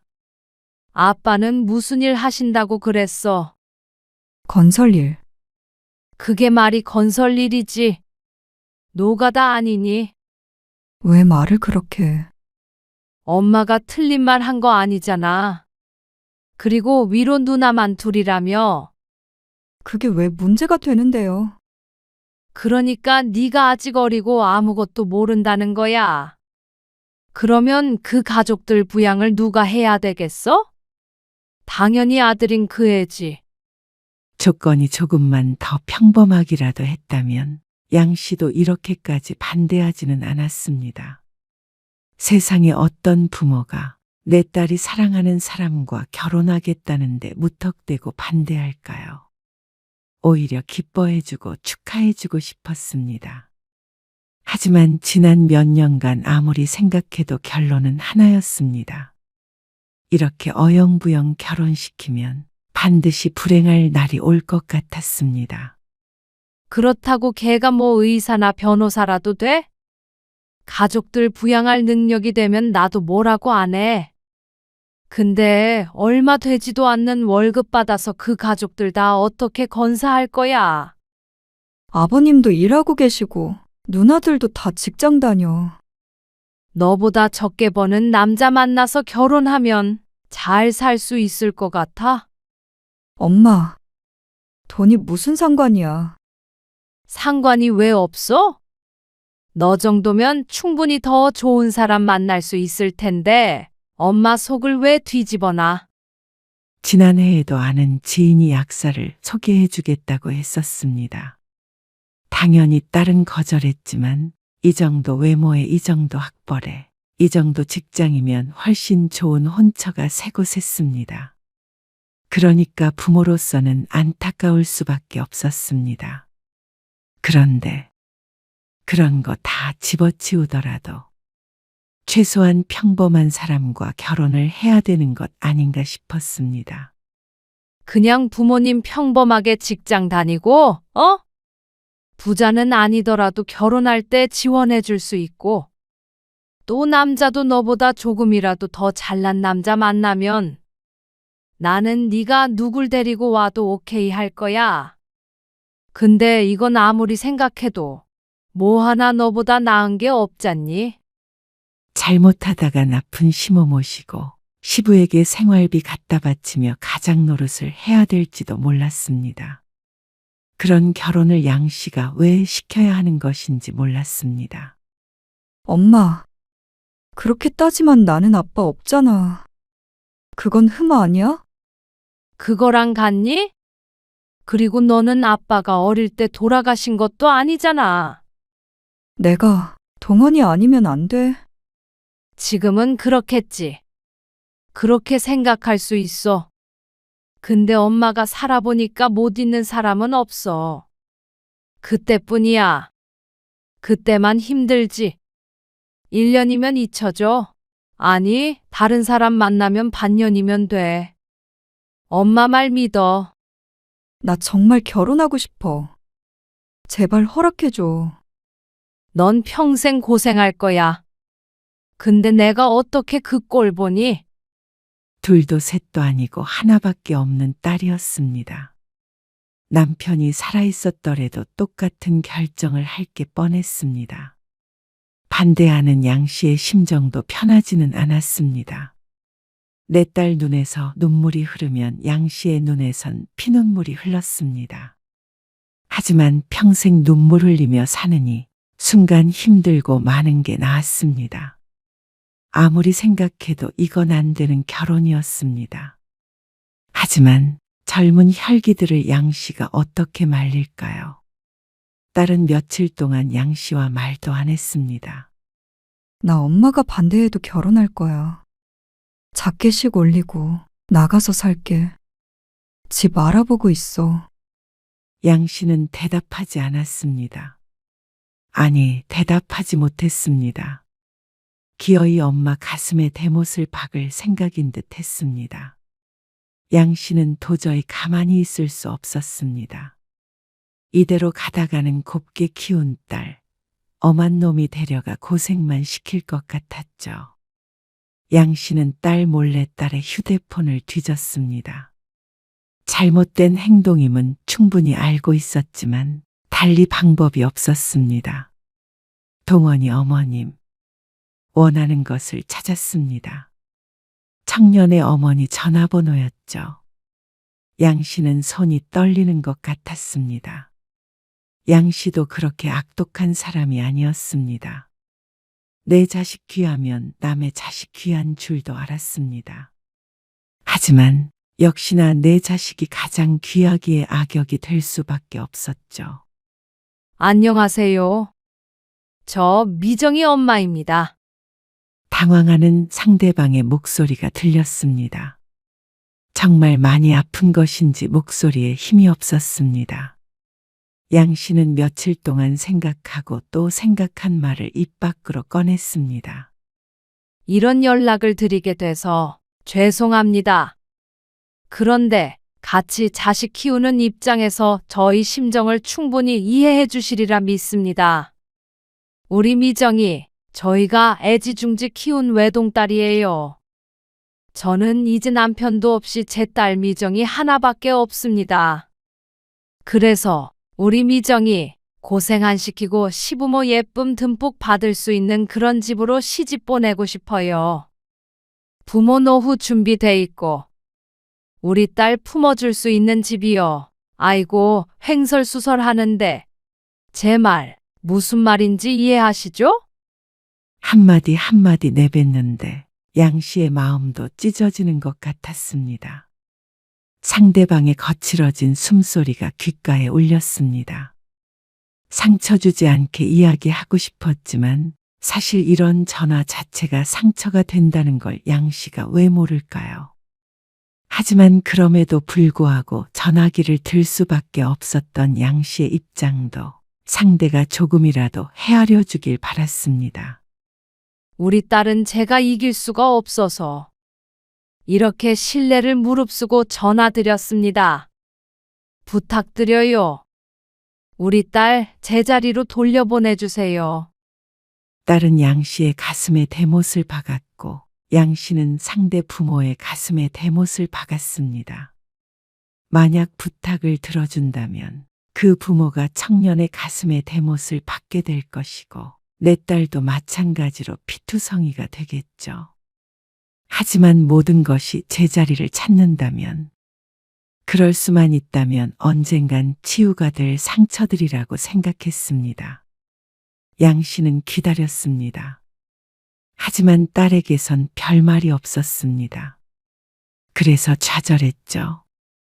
아마 양 씨의 설득이 소용이 없었던 것인가 실망했지만 어느 시점부터 딸의 얼굴에서 표정이 사라졌습니다. 혼이 나간 듯 보이기도 했고 거실에 있으면 딸이 통화하는 소리가 조금 들리기도 했습니다. 그러면 대부분 흐느끼는 소리나 숨죽여 언성을 높이는 듯한 소리였습니다. 그걸 듣고 양 씨는 직감했습니다. 그날의 통화가 헛된 일이 아니었구나 싶었죠. 딸이 힘들어하는 동안 양 씨도 똑같이 이별을 겪는 것처럼 힘들었습니다. 입맛도 없었고 뭐래도 즐겁지가 않았습니다. 딸과 말하지 않고 지내는 시간들도 괴로웠고 슬픔이 전염된 듯 했습니다. 내가 이런 일을 하게 될 줄은 꿈에도 몰랐습니다. 그래서 스스로에게 조금 실망도 했고 죄책감이 드는 때도 있었습니다. 그런데 만약 내가 그 아들 엄마였다면 당연히 죽이고 싶을 만큼 미울 것 같은데 내 딸이 그런 결혼한다고 하면 나라도 그렇게 했을 것 같아. 솔직히 말하자면 누군가는 그렇게 위로했고 또 누군가는 남 눈에서 눈물 나게 하면 내 눈에선 피눈물 나는 거라며 나무라기도 했습니다. 하지만 그것도 남의 일이니까 그렇게 말할 수 있는 것이라고 생각했습니다. 엄마, 나 여행 좀 다녀올게. 오랜 침묵을 깨고 어느 날 딸이 부은 눈으로 양 씨에게 말했습니다. 양 씨는 반가워서 울 것 같았습니다. 그래. 어디든 다녀와. 한 달 정도 다녀올게. 한 달? 어디? 제주도 같은데? 아니, 유럽. 딸의 말에 당황스러울 수밖에 없었습니다. 하지만 이렇게 다시 정신 차리고 살려는 게 어딘가 싶었습니다. 딸은 이별을 겪으며 다른 사람이 된 듯 했습니다. 딸이 무너지는 모습을 바로 옆에서 보며 애가 탔는데 이제는 됐다 싶었죠. 그래. 어디든 다녀와. 기분 전환하고 그렇게 와서 다시 잘 살면 돼. 딸은 말없이 뒤돌아섰지만 양 씨는 안심했습니다. 그렇게 딸은 얼마 뒤에 유럽 여행을 떠났습니다. 여자 혼자 가는 여행이라 걱정이 많이 되었지만 영어도 잘하고 어디서든 똑부러지는 딸이었습니다. 왜 이렇게 통화가 안 돼? 시간이 다르잖아. 한 달이 지났는데 언제 올 거야? 딸은 가끔씩 통화가 됐습니다. 하도 걱정을 하니까 가끔씩 이번엔 어느 나라다 하며 메시지는 남기는데 전화는 며칠에 한 번씩 연결될까 말까였죠. 나 좀 더 있다가 가려고. 얼마나? 한 달만 더 있다가 갈게. 모아둔 돈이 있을 테니 돈이 부족하지는 않겠지만 회사가 걱정이었습니다. 너 그럼 회사에는 말한 거야? 휴가를 한 달만 썼을 거 아니야. 그런데 딸이 청천벽력 같은 소리를 했습니다. 나 회사 그만뒀어. 뭐? 그만두고 온 거야. 그 좋은 회사를 그만두다니 아무리 남자친구랑 헤어졌다고 그런 극단적인 선택을 하나 싶었습니다. 양 씨는 심호흡을 했습니다. 괜히 화를 냈다가는 또 잘 잊고 있는 딸을 자극할까 싶었습니다. 일단 와서 얘기하자. 그리고 딸은 한 달이 더 지나서 한국에 돌아왔습니다. 그런데 다시 밝은 미소를 볼 줄 알았던 딸은 시간이 지나도 크게 달라진 게 없어 보였습니다. 아니, 이전보다는 나았지만 원래의 딸로 돌아오진 못했죠. 회사는? 몰라. 좀 쉴래. 그리고 모아둔 돈 다 썼어. 무기력하게 중얼거리는 딸의 말에 양 씨는 애써 하고 싶은 말을 삼켰습니다. 그래. 한 번쯤은 그렇게 지내면 좋지. 재충전도 하고 말이야. 그런데 그로부터 반년 뒤에 취직한 회사는 볼품없는 중소기업이었습니다. 원래 다니던 회사에 비하면 말도 안 되는 곳이었습니다. 하지만 딸은 아무래도 상관없다는 태도였습니다. 예전과 같은 그런 열정이 보이지 않았습니다. 딸은 그렇게 하루하루를 시체처럼 지냈습니다. 그래도 직장에 다시 다니고 평범하게 사는 게 어딘가 싶었습니다. 똑똑했으니까 나중에 다시 좋은 회사로 옮기면 된다고 생각했습니다. 엄마, 나 나갔다 올게. 딸이 33이 되었을 때 갑자기 생기가 돌았습니다. 주말에는 집에만 틀어박혀 있더니 누군가를 만나는 듯 몇 주 동안이나 외출을 했습니다. 그래, 잘 다녀와. 재밌게 놀고. 늦게 들어와도 돼. 일찍 올게. 딸이 들뜨니까 양 씨도 들떴습니다. 시간은 걸렸지만 다 잘 된 것이라고 생각했습니다. 근데 뭐 하는 사람이야? 회계사. 어느 날 양 씨가 조심스럽게 물었더니 딸이 대꾸했습니다. 그리고 그 대답에 양 씨는 놀란 눈을 했습니다. 미소를 감출 수가 없어서 입꼬리가 삐죽거렸죠. 그래. 잘 만나봐. 부디 결혼까지 갔으면 하는 마음이었습니다. 나이가 찼으니까 당연히 결혼을 전제로 만나고 있겠지만 말이죠. 그런데 채 반년이 되지 않아서 딸은 이별했습니다. 나 헤어졌어. 뭐? 왜? 잘 만나고 있는 거 아니었어? 지난번에 엄마도 만났다며? 그래서 양 씨도 마음의 준비를 하고 있었습니다. 그쪽을 만난다면 다음은 양 씨의 차례였으니 말이죠. 하지만 딸의 말에 양 씨는 머리를 망치로 맞은 것 같았습니다. 아빠는 돌아가셨다니까 표정부터 바뀌시던데? 뭐라고? 그리고 이내 화가 났습니다. 아니, 아빠 없이 큰 것도 아닌데 그게 무슨 문제야?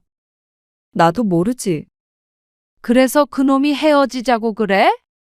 지 엄마가 반대한다고. 남자들은 다 그런가 봐. 다 마마보이들만 있나?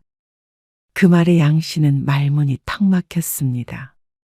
딸은 무심한 눈길로 양 씨를 쳐다보았습니다. 꼭 눈이 말하고 있는 것 같았습니다. 엄마가 한 짓을 알고 있다고. 양 씨는 입만 뻐끔거리다 말았습니다. 누가 누굴 욕하겠다는 건지. 됐다고 그래. 회계사면 다인 줄 아나. 너 정도면 훨씬 좋은 사람 만날 수 있어. 그래서 오히려 큰 소리 쳤습니다. 과연 그럴까? 딸은 반대로 코웃음 쳤죠. 이후에도 몇 번의 연애가 있었던 것 같지만 짧게 반짝하다가 늘 금세 끝났습니다.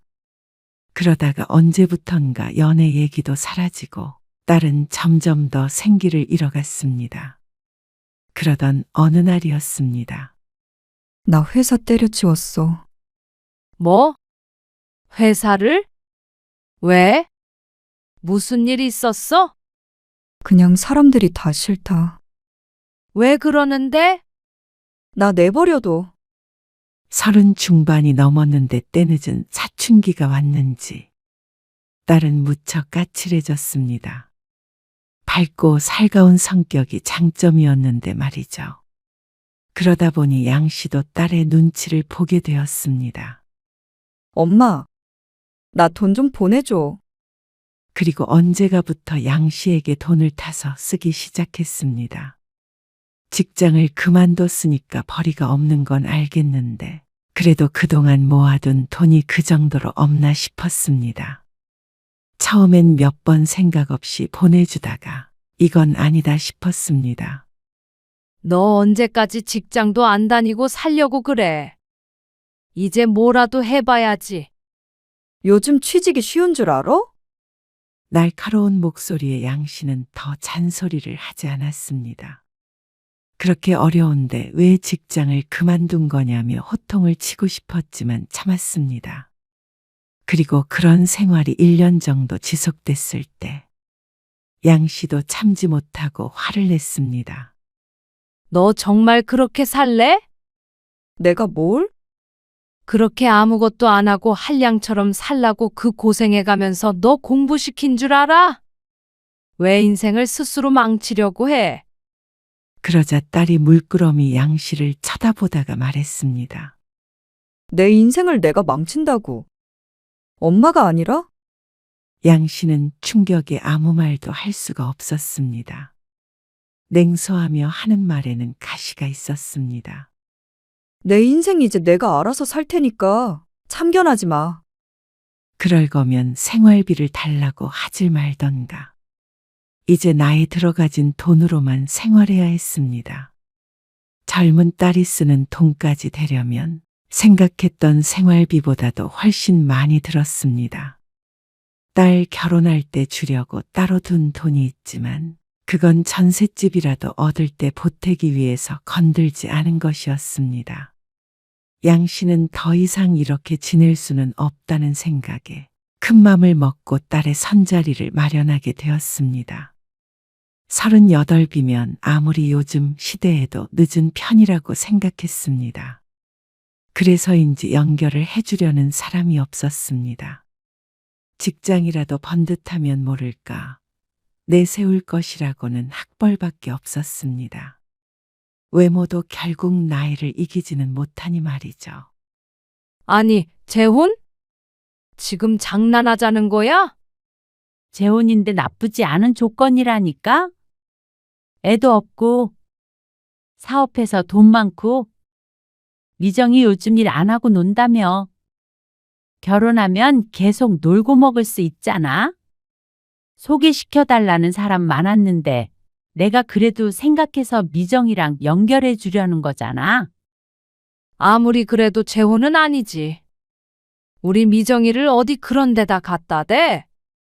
에이, 솔직히 38이면 이제 초혼이랑 결혼하기는 좀 힘들지. 한 40 후반 정도 되면 모를까? 그런데 또 그 정도 나이 많은데 초혼이면 남자가 영 이상할 때가 많어. 그러니까 차라리 재혼이 낫지. 어쩐지 설득력 있게 느껴지는 말이었지만 차마 내 딸을 이혼남에게 보낼 수는 없었습니다. 머릿속이 복잡했습니다. 양 씨는 며칠 동안 고민하다가 결국 거절했습니다. 딸에게 묻지 않았습니다. 그랬다가는 상처를 받지 않을까 싶었습니다. 그러던 찰나에 예전에 알고 지내던 사람에게서 괜찮은 사람을 소개받을 수 있었습니다. 45살인데 회사원이래. 일하느라 바빠서 결혼을 못했다네. 사진 봤는데 생긴 것도 멀끔하고 괜찮은 것 같아. 사람이 성실해 보여. 양 씨가 사진을 내밀며 딸에게 말했습니다. 하지만 딸은 전혀 관심이 없어 보였습니다. 그냥 아저씨 같은데. 아저씨라니. 요즘 누가 45살을 아저씨라고 해? 딸하고는 7살 차이였지만 그 정도는 크게 차이가 난다고 할 수도 없었습니다. 조건이 무진장 좋거나 그런 것은 아니었지만 나쁘지 않았습니다. 부모님도 평범하게 회사 다니다가 퇴직한 집이라고 했고 노후 준비는 되어 있어서 문제될 것이 없다고 했습니다. 이 정도면 나쁘지 않았습니다. 좀 더 돈 많은 이혼남보다는 훨씬 괜찮았습니다. 나 선 안 봐? 왜 안 봐? 결혼 안 한다니까. 글쎄 결혼을 왜 안 해? 청춘이 아깝지도 않아? 왜 그러고 사는 거야? 내가 알아서 산다니까. 제발 엄마 부탁이야. 그냥 밥 한 끼 먹는다고 생각해. 마지막으로 이렇게 부탁할게. 양 씨는 딸을 억지로 선자리에 내보냈습니다. 가기 싫다던 딸은 마지못해 고개를 끄덕였죠. 양 씨는 시계를 자꾸만 보게 되었습니다. 지금쯤이면 같이 식사하고 있겠지. 지금쯤이면 차를 마실까? 아니면 요새 젊은 사람들을 술을 마시나? 그러고 있을 때쯤에 중매를 선 지인에게서 전화가 왔습니다. 정말 너무한 거 아니야? 어떻게 나를 이렇게 망신시킬 수가 있어? 무슨 소리야, 그게? 미정이, 선자리 나가서 그게 할 소리야? 결혼할 사람이 있었네 어쨌네. 그 사람 멋있었다고. 그리고 앞으로 빌붙어서 일도 안 하고 살 거래. 그럼 남자가 무슨 생각을 하겠어? 그럴 리가. 딸내미 오면 물어봐. 그리고 다시는 이런 자리 만들어 달라고 하지 마. 얼마나 어렵게 주선한 건데? 딸내미가 그 나이까지 결혼 못한 이유가 있다. 기분 나쁜 소리를 들었지만 화조차 낼 수가 없었습니다. 그리고 조금 있다가 딸이 집에 돌아왔습니다. 일은 귀가였습니다. 너? 도대체 왜 그런 짓을 해? 왜 엄마 망신을 시켜? 진실을 말했을 뿐이야. 진실? 그게 그 자리에서 할 말이니? 그럼 거짓말하고 결혼해? 어차피 들통날 텐데? 양 씨는 울분을 참지 못했습니다. 넌 평생 그렇게 살 거야? 평생 노처녀로 늙어 죽을 거야? 내가 노처녀 된 게 내 탓이야? 그럼 엄마 탓이야? 언제까지 엄마 탓만 하고 살 거야? 사실이잖아. 엄마가 그때 우리를 갈라놓지만 않았어도 지금쯤 행복하게 살고 있었을 거야. 애도 한둘 낳았을지도 모르지. 양 씨는 가슴이 터질 것 같았습니다. 그 남자와 결혼했으면 더 불행했을 거야. 가난한 시집에서 고생만 했을 거라고. 그건 엄마 생각이잖아. 그 인생 난 살아보지도 못했어. 양 씨는 울음을 참으며 말했습니다. 그래. 엄마가 잘못했어. 그때는 그게 널 위한다고 생각했어. 이렇게 오랫동안 딸이 마음을 못 잡을 줄 알았더라면 그때 다시 한번 생각했을지도 몰랐습니다. 이미 노처녀 됐는데 이제 와서 뭘 어쩌라고. 미안하다는 말은 너무 늦었잖아. 딸은 차갑게 돌아섰습니다. 하지만 양 씨는 억울하기도 했습니다. 그것 때문에 이렇게 스스로 인생을 망치며 사는 것은 말도 안 되는 일이었습니다. 그때 두 사람을 갈라놓았던 것은 자신이지만 그 이후의 삶은 딸의 책임이 있었습니다. 모든 사람들이 이별한다고 다 막 살지 않았습니다. 딸은 모든 화살을 양 씨에게 돌리면서 합리화시키고 있었습니다.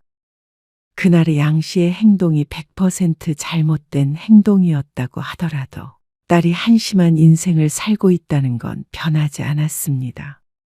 그걸 바꿀 수 있는 건 딸 스스로뿐일 텐데도 바뀔 의지가 없었습니다. 정말 이대로 인생을 망쳐도 좋은 사람 같았습니다. 그것만큼은 너무나 괘씸했습니다. 남자 하나 때문에 이렇게 부모를 무너뜨리는 그런 딸이 미웠습니다. 딸은 또다시 양 씨와 단절되었습니다. 최소한의 필요한 말만 했습니다. 외출은 하지만 어디 가는지 알 수가 없었고 한 달에 쓰는 생활비가 혼자 200만 원이 넘을 때도 있었습니다. 돈은 한 푼 안 벌면서 무슨 돈을 그렇게 쓰고 다니는지 몰랐습니다. 대부분 쓸데없는 걸 산다던가 친구를 만나 흥청망청 쓰는 것 같았죠. 양 씨의 통장 잔고는 점점 빈곤해져 갔습니다. 그렇게 허송세월을 몇 년 보냈더니 딸은 어느새 40이 넘었고 양 씨는 이른을 목전에 두고 있었습니다. 딸이 결혼하는 것도 못 보고 죽을까봐 무서웠습니다. 그런데 양 씨가 그리던 미래는 점점 멀어져만 갔습니다. 이제는 학벌이 좋다는 것은 딸을 설명하는 수식어가 될 수 없었습니다. 누가 보아도 엄마한테 얹혀 사는 한심한 자식이었습니다. 여자 나이 40이면 초등학교 학부형이 되어 있어야 맞는데 42. 딸은 그렇게 혼자인 채로 늙어버렸습니다. 양 씨도 딸을 따라서 점점 희망을 잃어갔습니다. 그러던 어느 날이었습니다. 엄마, 나 1,000만 원만 줘. 뭐? 1,000만 원? 나도 돈 좀 벌어보게. 큰 금액을 달라는 말에도 놀랐고 돈을 벌겠다는 말에도 놀랐습니다. 시간이 흐르며 양 씨도 자포자기한 심정이 되었습니다. 그런데 돈을 벌어보겠다는 말에 작은 희망의 불씨가 피워진 것 같았습니다. 양 씨는 고민이 됐지만 딸에게 1,000만 원을 송금했습니다. 뭘 하는지는 몰라도 뭐라도 했으면 하는 심정이었습니다. 그 돈도 딸이 결혼하면 지원해 주려던 돈이었습니다. 이제는 달리 쓸 때가 있을까 싶었습니다. 그리고 2달쯤 뒤 딸은 또다시 어두운 기운을 풍겼습니다. 밥 안 먹는다고 했잖아. 차리지 말라고. 먹기 싫으면 둬. 그냥 차려진 것도 꼴보기 싫다니까? 42인지 12인지 양 씨는 대꾸하지 않고 다시 식탁을 치웠습니다. 제 손으로 밥도 차려 먹지 않는 딸 때문에 이 나이에 이렇게 살아야 하는 것인가 회의감이 들었습니다. 하지만 낳은 것이 죄라 매일 똑같은 행동을 반복하고 있었습니다. 엄마 일 다녀올 테니까 너는 집에만 있지 말고 뭐라도. 양 씨는 말을 하다 말고 입을 다물었습니다. 더 얘기하면 자신의 입만 아프다는 걸 알았습니다. 그리고 쓸데없는 싸움이 시작되겠죠. 양 씨는 대답 없는 딸을 뒤로하고 집을 나섰습니다. 양 씨는 2년 전부터 다시 일을 하고 있었습니다. 식당 일이라도 그나마 이 나이에 써주는 데가 있어서 다행이었습니다. 하지만 언제까지 할 수 있을지는 미지수였습니다. 70, 75. 나이 들다 보면 육체가 그걸 허락하지 않을 테죠. 분명히 여유가 있다고 생각했는데 욕심 안 부리고 살면 딸 결혼시키고 혼자 살아갈 정도는 된다고 생각했습니다. 그런데 딸과 10년 넘게 쓰기만 하며 지내고 나니까 노후가 불안해졌습니다. 그리고 양 씨가 죽은 뒤에 딸의 미래가 두려워졌습니다. 그래서 이 나이에도 뭐라도 해야 했습니다. 퇴근해서 집에 돌아오자 딸은 집을 나설 때와 똑같았습니다. 밥도 먹지 않고 방에만 틀어박혀 있었습니다. 그래도 외출은 곧잘하곤 했는데 이상했죠. 왜 그러는데?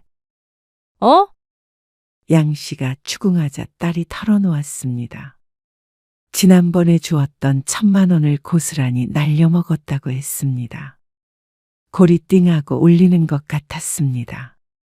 정말로 딸이 그 돈으로 어마어마한 돈을 벌기를 바라고 준 것은 아니었지만 2달 만에 1,000만 원이 사라졌다니. 그 돈이면 양 씨가 혼자서 반년은 살 수 있는 돈이었습니다. 부어도 부어도 차지 않는 독을 끌어안고 사는 기분이었습니다. 이제는 양 씨도 지쳤습니다. 너 언제까지 그러고 살래? 양 씨가 힘없이 물었습니다. 그러자 딸이 되려 눈을 치켜뜨고 대들었습니다. 내가 사는 게 왜? 뭐가 어때서? 왜 엄마는 늘 그런 식으로 말해? 그러면 이 상황에서 도대체 어떤 식으로 말을 해야 하는 것인지 몰랐습니다. 언제까지 오냐오냐 하면서 딸 눈치 보고 숨죽여 살아야 하는 것인지 누군가 알려줬으면 좋겠다고 생각했습니다. 양 씨가 딸에게 못할 짓을 했다고 하지만 이런 식으로 복수를 하는 건가 싶었습니다. 그것이 딸을 위한 일이었다고는 해도 딸은 이해하지 못할 것 같았습니다. 양 씨는 이젠 알지 못했습니다. 다시 시간을 되돌린다면 어떤 선택을 했을지. 몇 년 전까지만 해도 똑같은 선택을 했을 거라고 스스로를 위안했지만 지금은 조금 달랐습니다. 딸이 누구를 만나든 어떤 삶을 살든 알아서 하도록 냅둘 것 같았습니다. 그보다 더 안 좋은 조건의 남자를 만나서 결혼을 하게 되더라도 말이죠. 그리고 양 씨도 양 씨의 인생을 살았을 것 같았습니다. 그랬다면 간간히 딸도 만나고 친구들도 만나고 몸 편히 마음 편히 그렇게 늙어가지 않았을까. 하지만 이제와 후회한들 과거가 바뀌지는 않았습니다. 내 인생 누가 망쳤는데? 엄마가 다 망쳤잖아. 엄마 탓 좀 그만해라. 지금이라도 정신 차리고 살아. 엄마 죽으면 너 무슨 돈으로 살래? 일 안 해? 어디라도 써주는 데 있으면 들어가라고. 나는 그냥 이렇게 살 거야. 엄마 피 빨아먹고 살다가 나중에 엄마 죽으면 유산 받으면 돼. 이 집에서 살고 통장에 있는 돈 쓰면서 살면 되잖아. 양 씨는 충격에 할 말을 잃었습니다.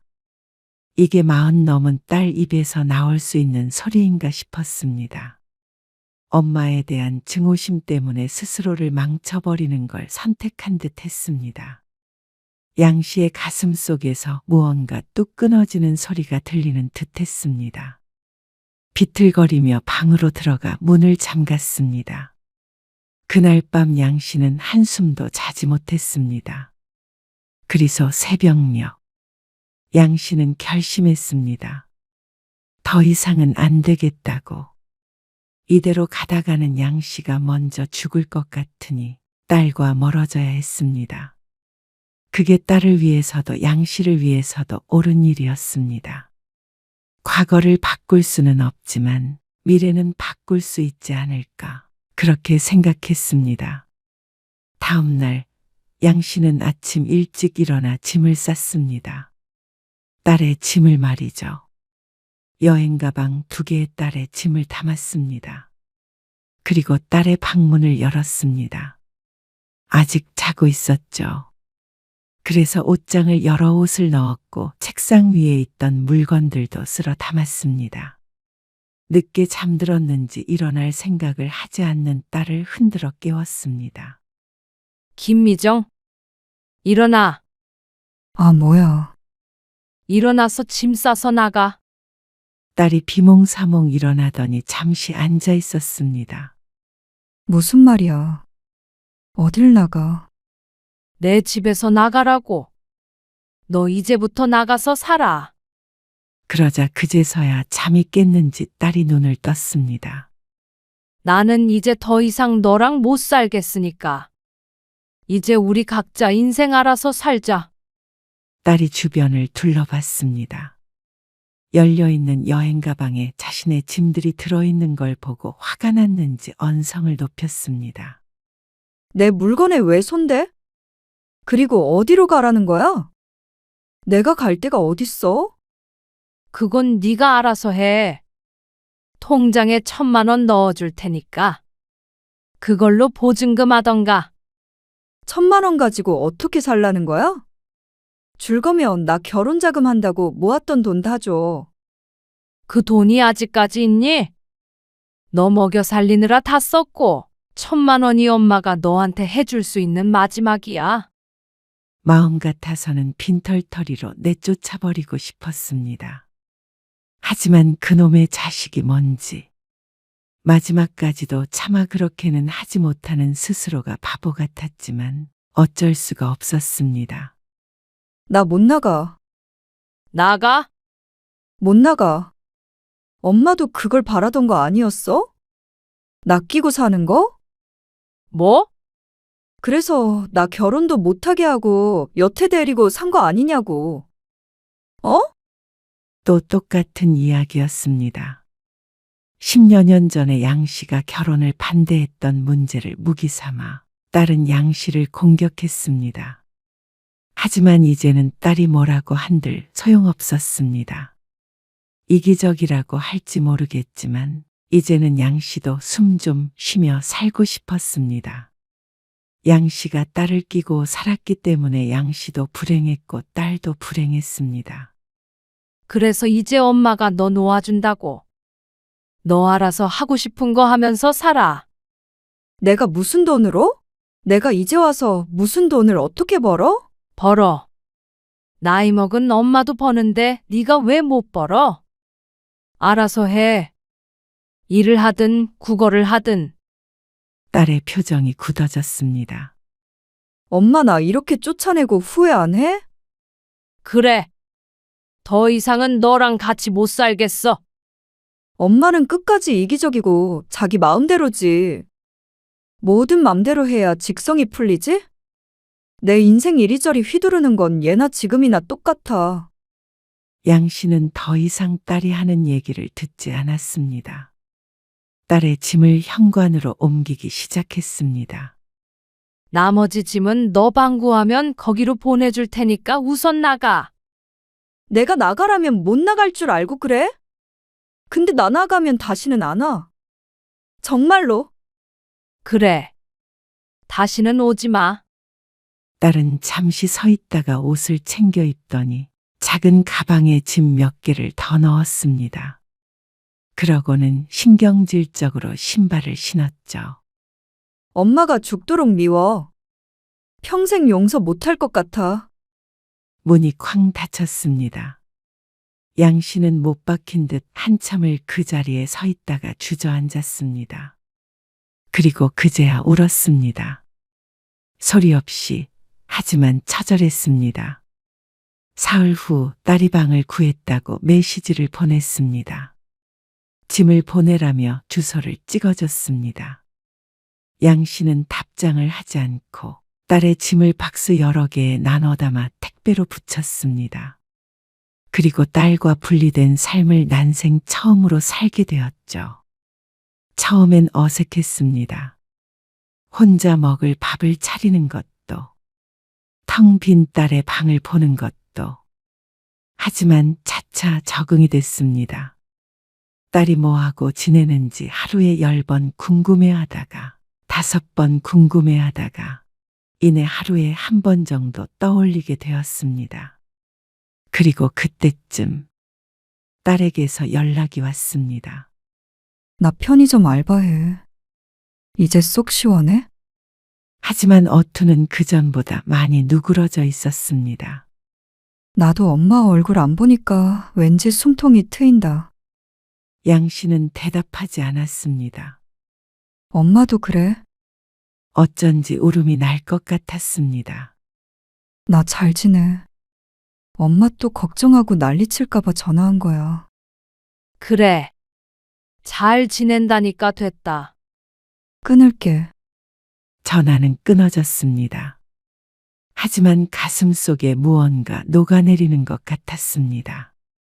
40 넘은 딸이 편의점에서 아르바이트를 하고 있다는 말에 보통은 속상해야 하지만 양 씨는 기뻤습니다.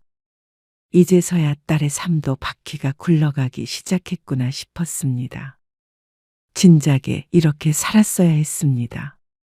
10년 전, 아니 그보다도 훨씬 전부터 딸이 성인이 된 순간부터 놓아줬어야 했습니다. 순전히 양 씨의 욕심에 붙들고 있었던 것이 딸을 평생 괴롭게 만들었습니다. 하지만 지금이라도 딸이 의욕적으로 살 수 있다면 더 이상 바랄 게 없었습니다. 눈도 편히 감을 수 있겠죠. 양 씨는 자리에서 일어나 부엌으로 갔습니다. 오랜만에 밥맛이 좋을 것 같았습니다. 일을 가야 했기에 얼른 밥을 차려 먹을 생각이었습니다. 어디에선가 딸도 밥 잘 챙겨 먹고 건강하게 지냈으면 하는 마음이었습니다. 그리고 조금 더 시간이 흘러서 딸이 찾아온다면 맛있는 밥 한 끼 지어주고 싶었습니다.